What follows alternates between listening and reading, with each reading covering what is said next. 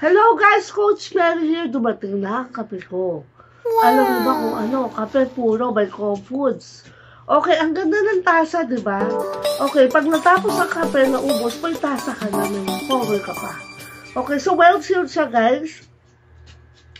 Kaka-receive ko lang ngayon. Alam niyo ba kung magkano to? This is 149, dalawa na.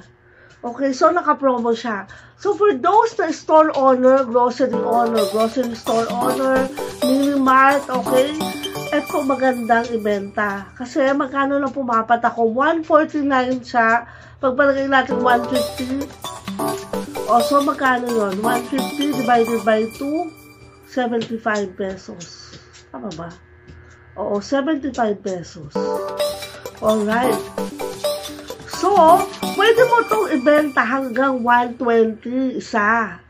Okay, mabili siya. Kasi yung nabibili na kape ngayon na maliliit lang. Na siya, almost 160, 165. Kape puro is an organic coffee. It is being harvested in the Philippines. Okay, maraming natutulungan ang Co-Foods Company or Co-Foods Corporation na mga farmers na taga-harvest ng coffee beans. Ang kape is part ng culture ng Pilipino.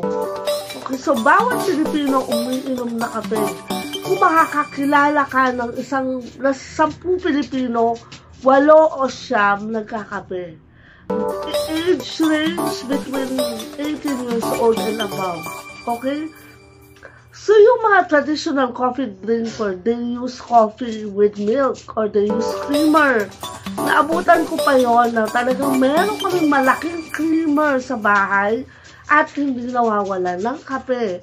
Now, ano ba ang benefit sa pag-inom ng kape? Ano ang benefit sa pag-inom ng kape?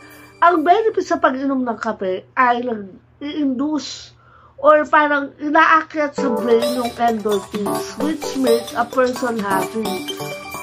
Coffee also is a great antioxidant. Ibig sabihin, pag nakakape ka o nakainom ka ng kape, nakakatulong yan sa clarity or paano ka mag-isip. Okay? So, nababawasan yung tension. Kumakalma ka ng konti. Ito yung tinatawag nila na good uppers, yung mga sa medical terms. Ang uppers sila yung nakakabuhay ng mood, nakakagising.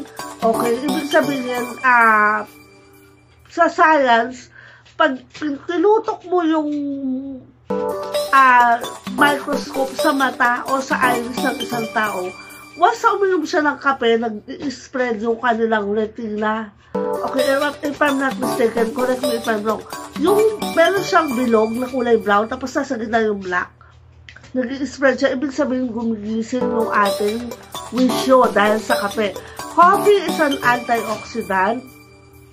It reduces stress. It gives you clarity of mind.